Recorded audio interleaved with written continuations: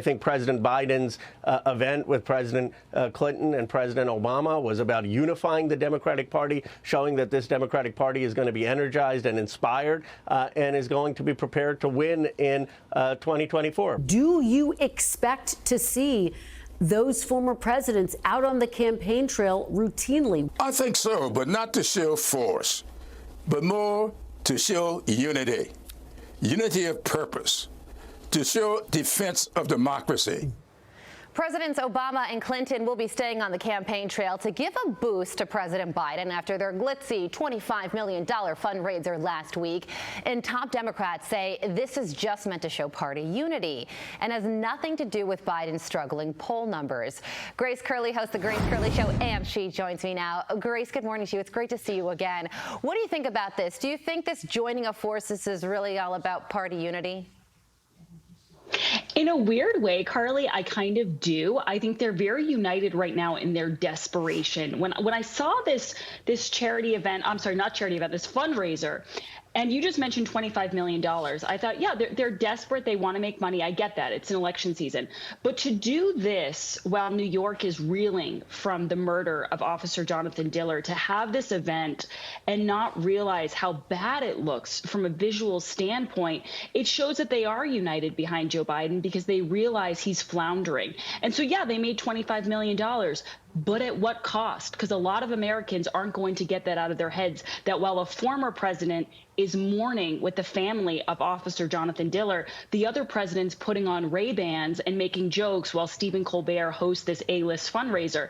It's absolutely ridiculous. And in a way, I do think they're unified. They're unified behind this person who is just completely inept, and he can't make any headway. Yeah, the $25 million, you said it right. It does come at a cost when it comes to optics and just morally, the difference in the two events. No matter what your politics, I'm sure many people would agree that former President Trump was at the right place at the right time. However, when you do bring up the money, $25 million is a lot. And on the other side of the aisle, Republicans are struggling with fundraising. Why is that? I think it's such a tricky situation right now. A lot of people, I think, when they see Trump's legal battles, maybe they are nervous to give. But I think that a lot of Republicans right now are probably a little tired. I'm hoping that getting closer to the actual election day, that fundraising does pick up. But yeah, he's got to get a message out there to people that this is a battle that we need to win. Yeah, well, you just listened to Congressman Ro Khanna. He was on Fox News Sunday with Shannon Bream yesterday. Here's a little bit more of what he had to say about President Biden and the possibility of his poll numbers improving.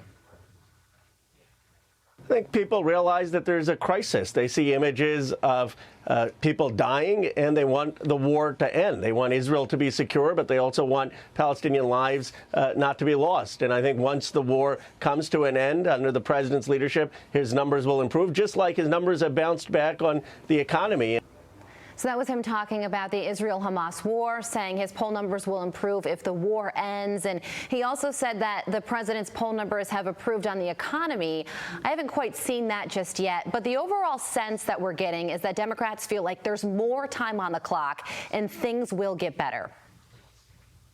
Yeah, I found this comment so weird, Carly, because there's a lot of unknown variables when it comes to a war. We obviously all want it to end as quickly as possible, but I don't know if I would be hanging my hopes on poll numbers on a war ending. And also, when you look at the Israel-Hamas war, there's a lot of division in the Democrat Party. So I'm not sure that when this war does end, that all of a sudden there's going to be this unity in the Democrat Party about how it ended or about how Joe Biden handled it. You have the far left progressives who aren't happy. They don't feel he's being anti-Israel enough. And then you have the moderates who don't feel as though Joe Biden is supporting our longest ally in the Middle East.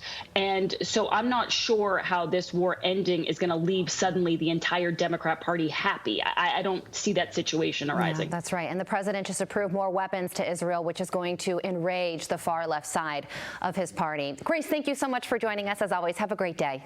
I'm Steve Ducey. I'm Brian Kilmeade. And I'm Ainsley Earhart. And click here to subscribe to the Fox News YouTube page to catch our hottest interviews and most compelling analysis.